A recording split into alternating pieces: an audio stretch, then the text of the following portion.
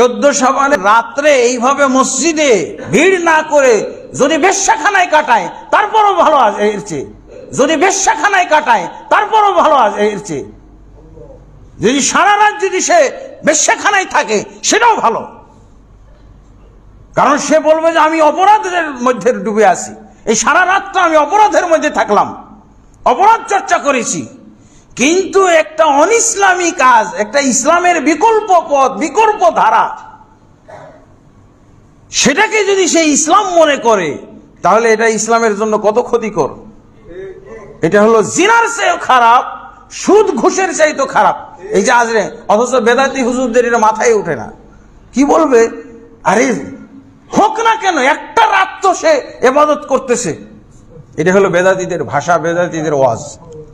না, একে মসজিদে আসতে দেওয়ার দরকার নেই, মসজিদ নাপাক করতে আসতেছ। ওর তওবা করার দিন এইটা না, তওবা করার রাত এইটা না, তার অন্য যে কোনো সময় তওবা করার জন্য আছে। এই বেদাতি উপলক্ষকে কেন্দ্র করে এর তওবাটাও তো। আপনারা প্রত্যেকেই বক্তব্য শুনলেন।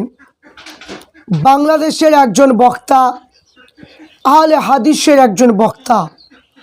এই বক্তা এই শবে বরাতে 14 তারিখ দিবাগত রাতে মানুষ বাড়িতে নামাজ পড়ে, মসজিদে নামাজ পড়ে, যে যেমন পারে নফল ইবাদত বন্দেগী করে।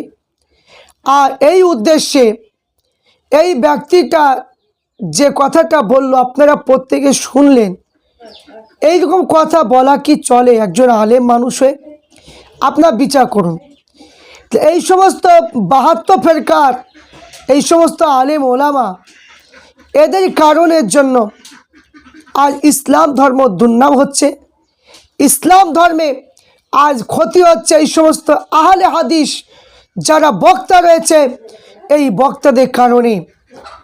এই যে বক্তাটা আপনারা শুনলেন, সে বলছে শবে বরাতে রাতে মসজিদে ইবাদত করার চাইতে বেশ্যাখানায় মানে কাটানো তার চাইতে উত্তম। নাউজুবিল্লাহি মিন জালিক।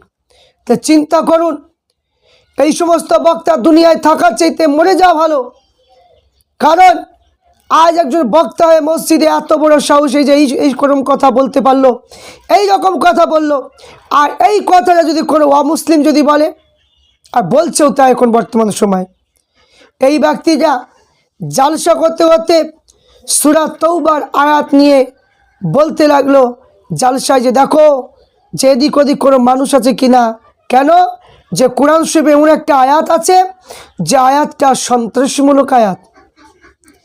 এই সমস্ত কাজ্জাব, এই সমস্ত জাহান্নামের কীট, এই সমস্ত জাহান্নামের কীটের জন্য আজ কোরআনকে অপমান হতে হচ্ছে, আল্লাহ নবীকে অপমানিত হতে হচ্ছে।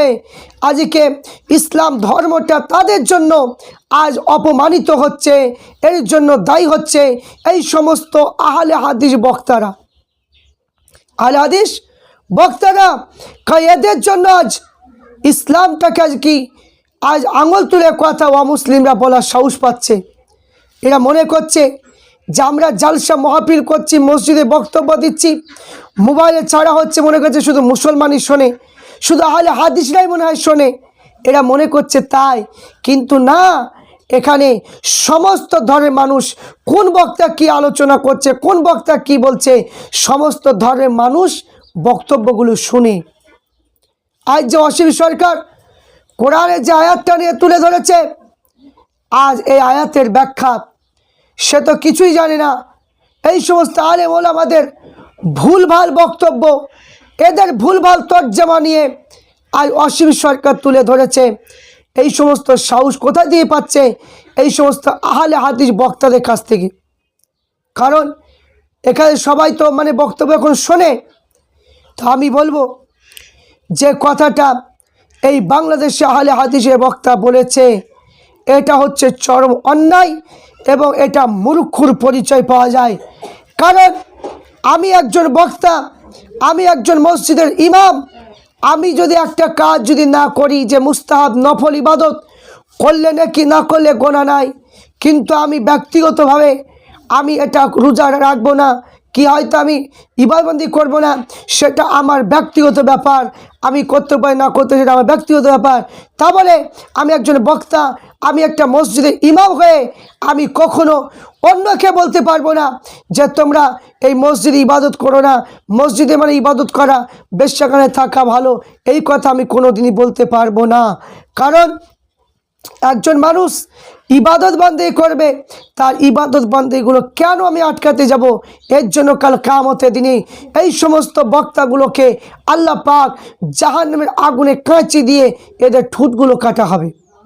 তা প্রমাণ এখন পাওয়া যাচ্ছে।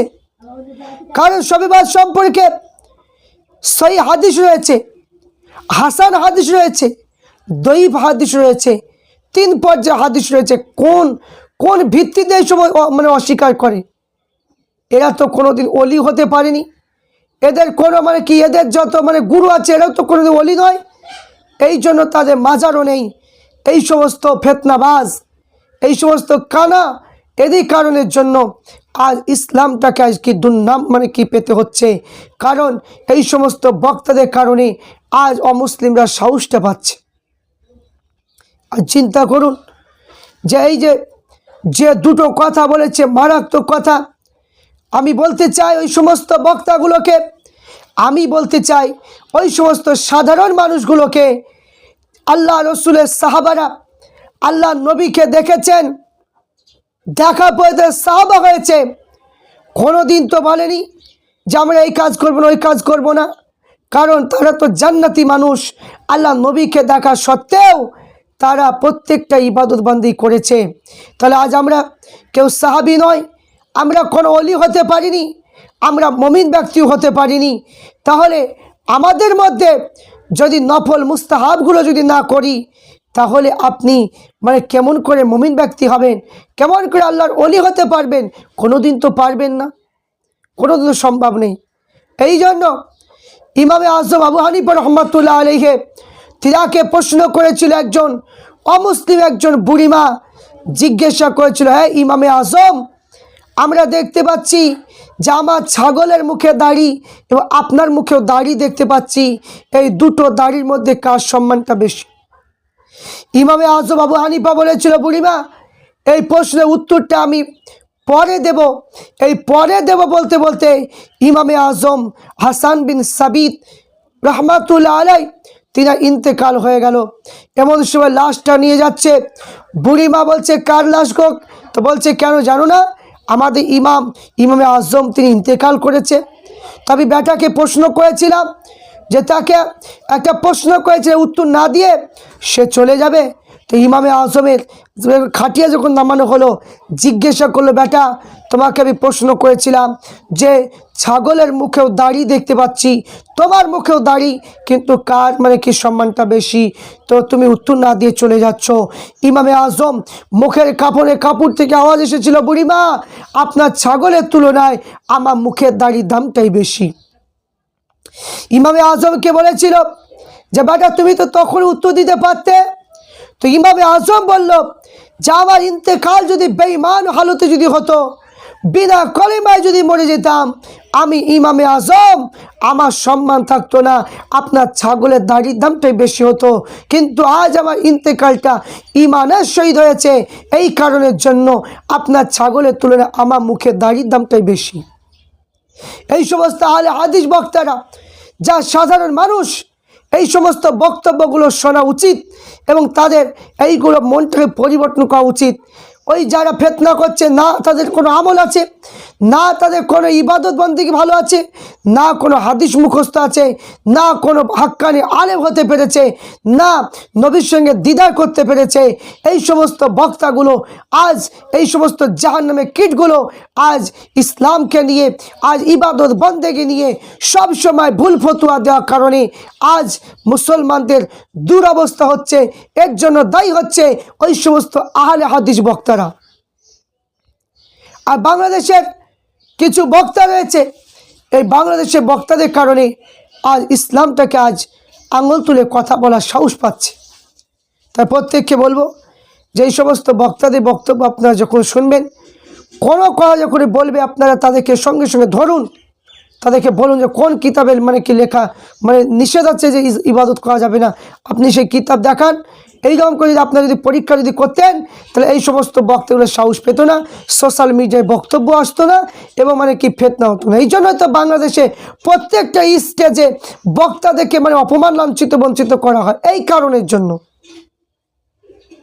তাই প্রত্যেককে বলে ভালো থাকবেন, প্রত্যেককে জানাই আন্তরিক শুভেচ্ছা, এবং প্রত্যেক ভালো থাকবেন এবং বেশি বেশি শেয়ার লাইক অবশ্যই আপনারা করবেন।